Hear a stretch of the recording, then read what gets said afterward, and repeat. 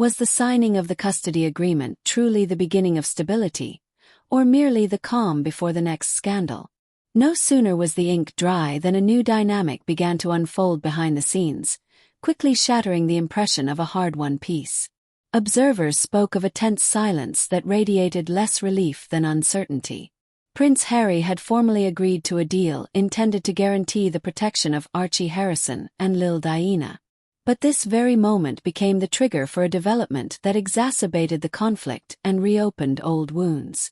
Within days, reports of disagreements that called the core of the deal into question began to surface.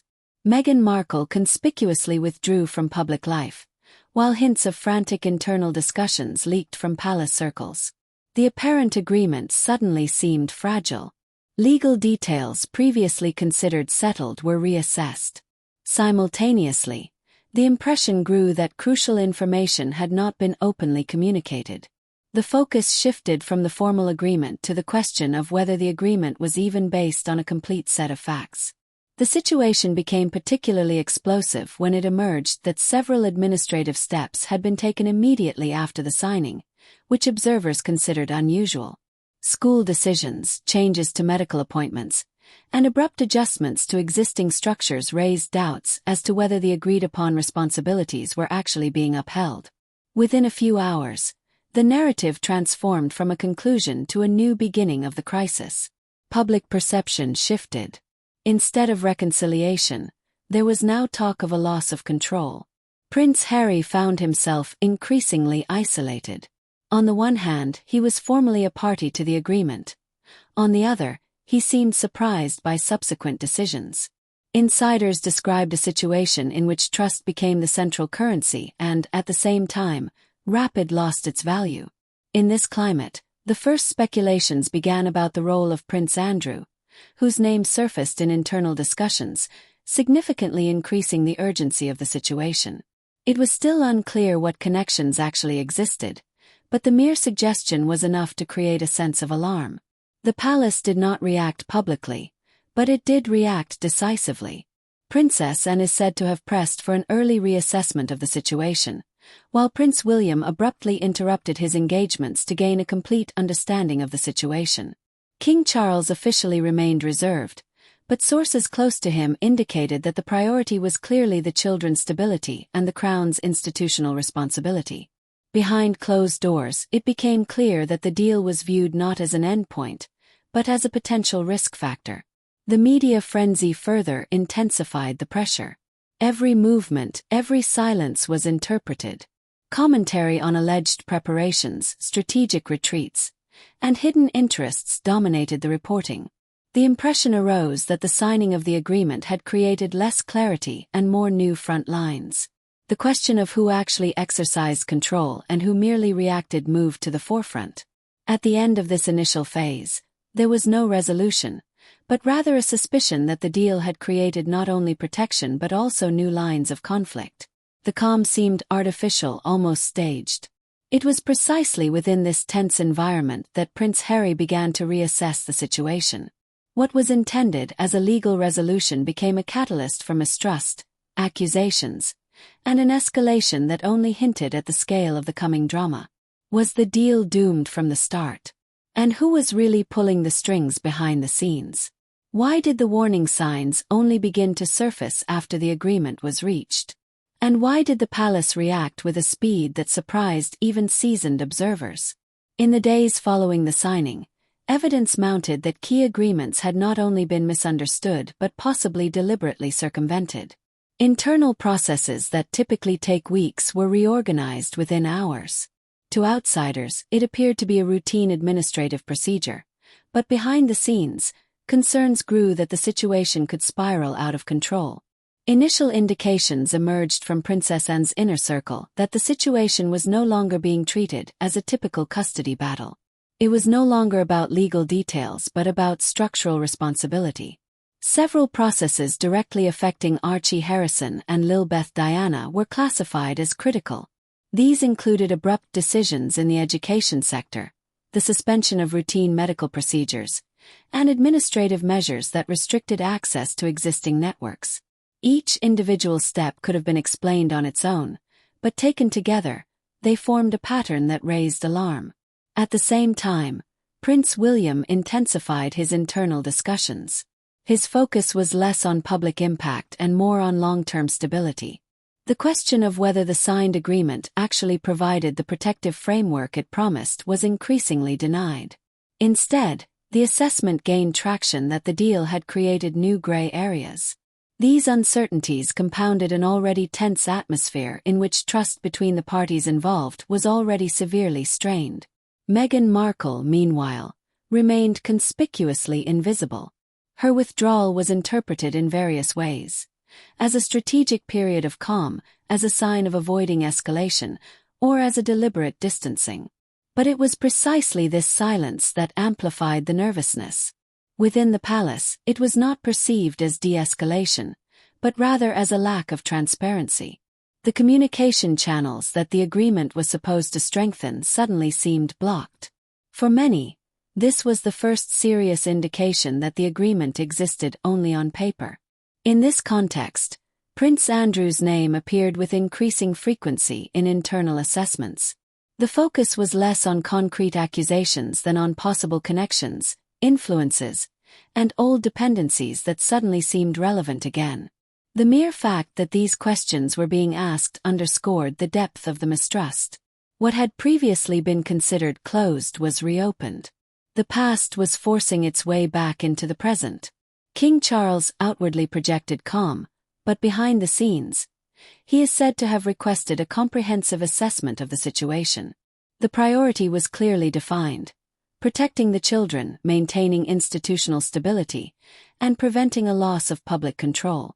At this stage, it became clear that the palace was prepared to go beyond the scope of the agreement should suspicions of breaches of fundamental obligations be confirmed. Media pressure continued to mount. Speculation about secret preparations, strategic realignments, and possible shifts in power dominated the headlines. The deal, which had originally been presented as a resolution, became a symbol of an unresolved crisis. The more information leaked out, the stronger the impression became that the real conflict had only just begun. At the end of this second phase, a realization emerged that was already internally agreed upon. The agreement hadn't resolved the conflicts, but had merely exposed them. The warning signs could no longer be ignored. The question was no longer whether action was necessary, but how far the measures should go. Was this the moment when mistrust turned into open confrontation? And what role would Prince Harry play in the next stage of escalation?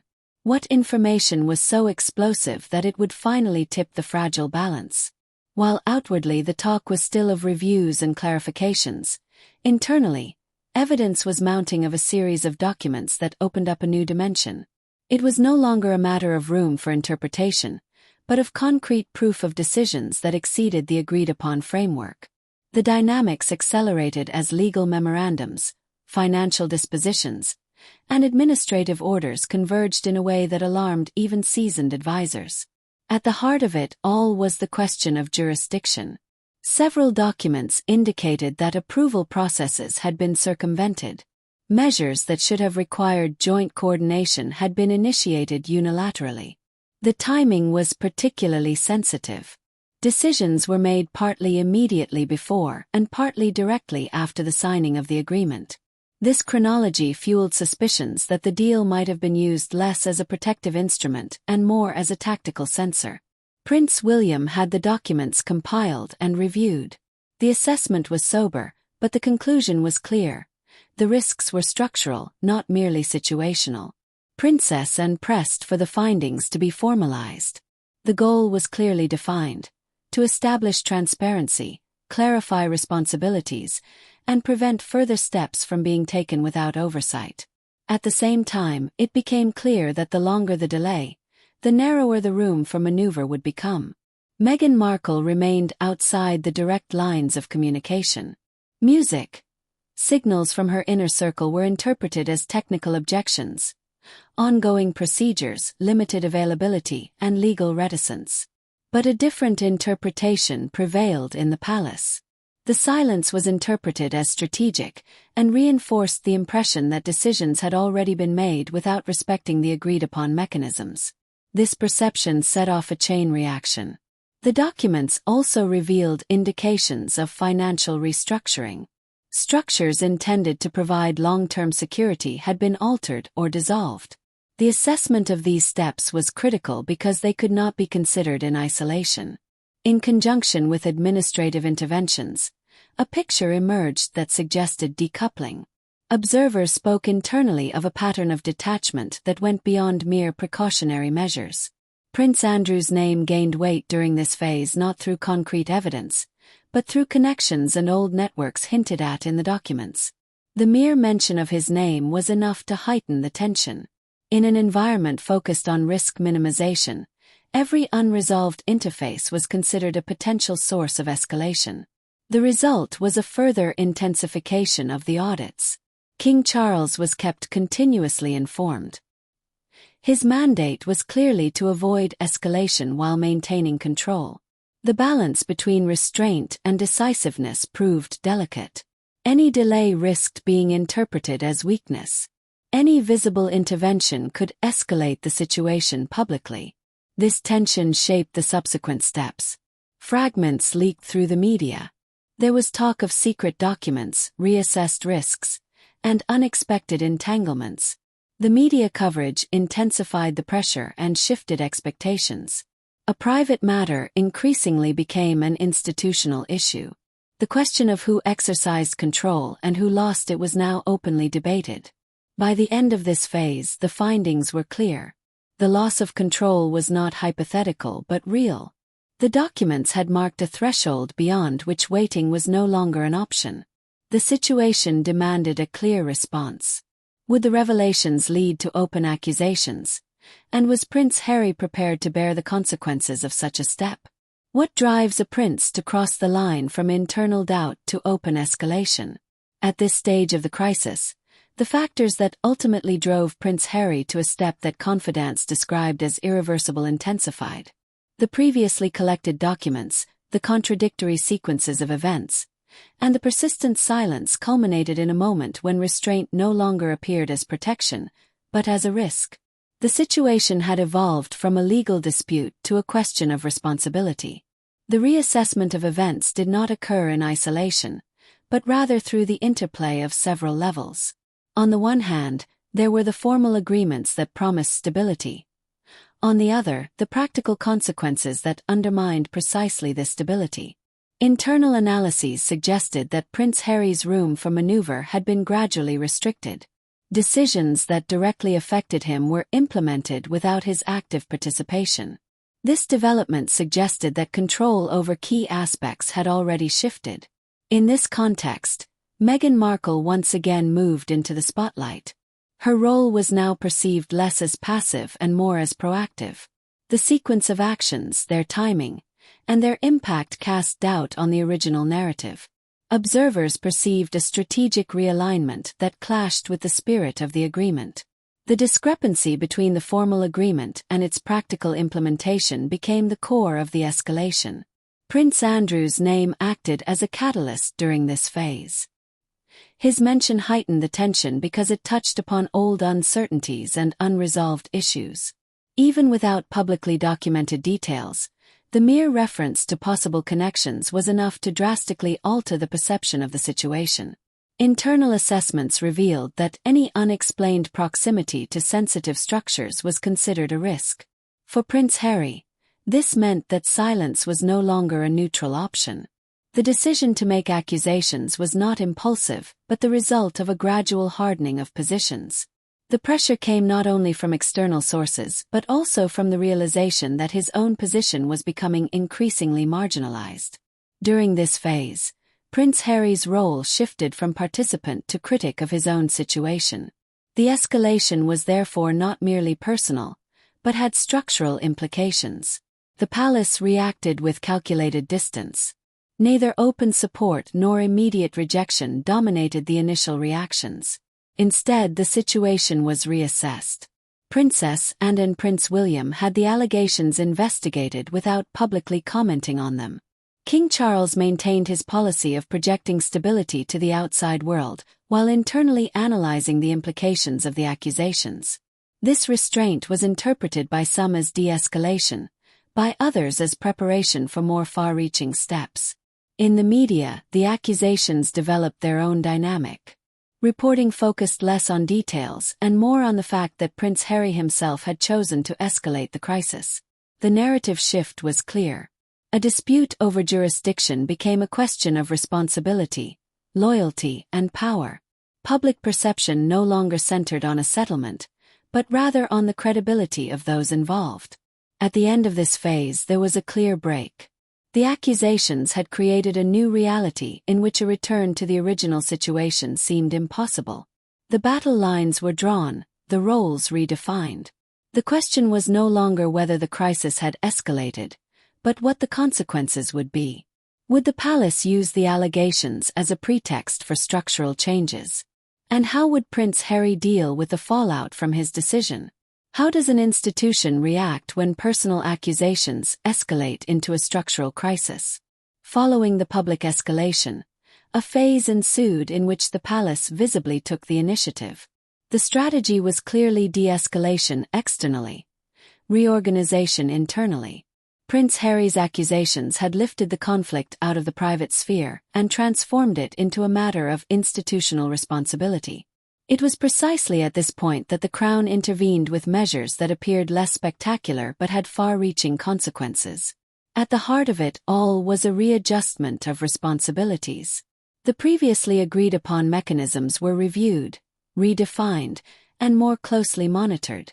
Observers noted that the scope for action of individual actors was significantly reduced. Decisions that had previously been made bilaterally or informally were now subject to clearly defined procedures. The message was unmistakable. Stability should no longer depend on the trust of individuals, but on robust structures. Princess Anne played a central role in this phase. She insisted that the events not be viewed in isolation, but rather placed in a broader context. For her, it was about precedence and the question of how far individual interests should be allowed to override institutional responsibility. This perspective prevailed. The palace's reaction was driven less by emotional impulses than by a sober risk assessment. Prince William took over the coordination of internal discussions. His focus was on the long-term perspective. The allegations were investigated without prematurely judging them. At the same time, it became clear that the status quo could not be maintained. The consequence was a gradual transfer of responsibilities, particularly where uncertainties had existed. This reorganization was deliberately not staged publicly, but took place through administrative decisions and structural adjustments. For Prince Harry, this development meant a further shift in his role. While his allegations had triggered the escalation, he simultaneously lost influence over the further development of the measures. The institutional logic did not follow the dynamics of personal conflicts, but rather the maxim of control. In this field of tension, it became clear that his position was less strengthened than it was contained. Observers spoke of a paradoxical situation. The step into the public eye had generated attention, but had not expanded his room for maneuver. Meghan Markle remained outside direct channels of influence. Her role was increasingly seen as a factor, not as an active shaper of the ongoing reorganization. The palace's decisions aimed to minimize dependencies and defuse potential points of friction. The institutional response was thus not directed at individuals, but at reducing systemic risks. King Charles maintained a policy of formal restraint. Publicly, he conveyed stability. Internally, he supported the structural adjustments. This dual strategy was seen as an attempt to preserve the authority of the crown without further inflaming the conflict. The measures were precise, but not demonstrative. Therein lay their effect. Initially, the reorganization was only perceived fragmentarily in the media. Headlines focused on the accusations, while the real changes took place behind the scenes. Only gradually did it become clear that the balance of power had shifted. The crisis had brought about a new order in which individual freedoms were more restricted. At the end of this phase, a provisional equilibrium had been reached. Escalation had been halted but not resolved. The crown had expanded its control, while personal conflicts remained unresolved. The central question now was this new order stable enough to prevent further upheavals? Or was it merely a respite before the next transformation?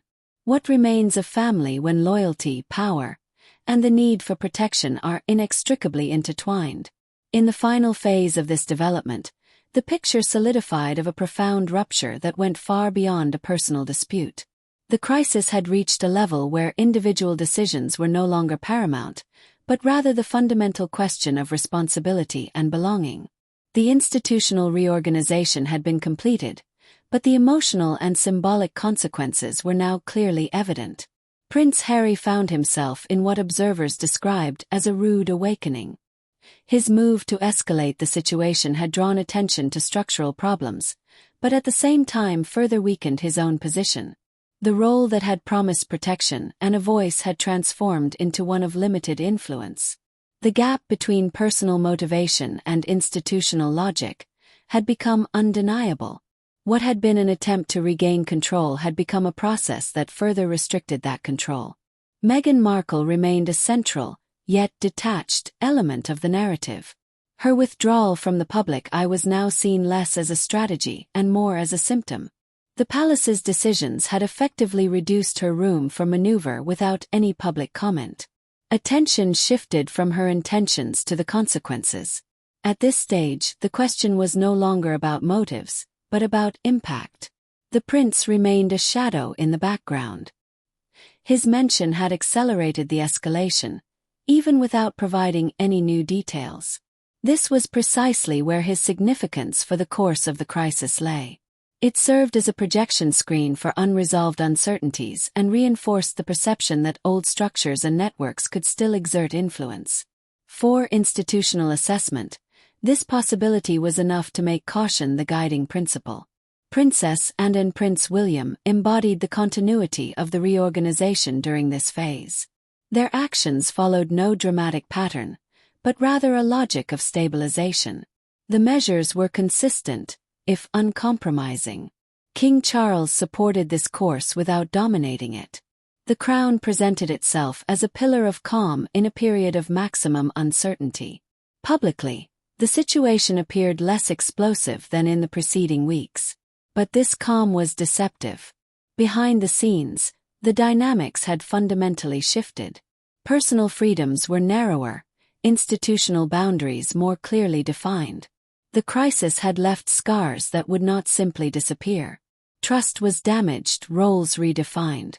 In the end, there was no reconciliation, but a sobering assessment.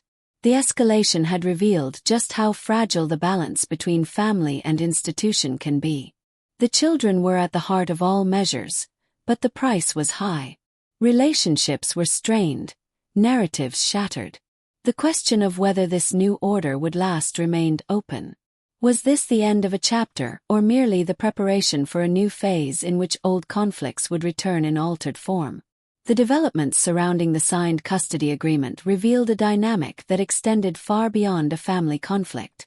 What began as a formal agreement turned out to be a catalyst for mistrust, escalation, and institutional restructuring. Within a few weeks, the focus shifted from legal details to fundamental questions of control, accountability and stability. Prince Harry's allegations marked a turning point.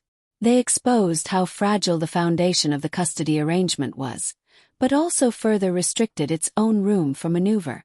Meghan Markle moved from being an active participant to a peripheral figure in a process that was beyond her direct control. The mention of Prince Andrew heightened the tension and reopened old uncertainties without definitively resolving them. The palace did not react with public confrontation, but with structural change. Under the coordination of Princess Anne and Prince William, with the tacit support of King Charles, a new order emerged that limited individual freedoms in favor of institutional control. This reorganization brought outward calm, but left many questions unanswered. In the end, a sense of disillusionment prevails. Music. The crisis was contained but not resolved. Trust was damaged, roles redefined. Whether this order guarantees lasting stability or is merely an interim solution remains uncertain. The events raise a crucial question. can an institution permanently absorb family conflicts and risk becoming part of the problem itself? Music,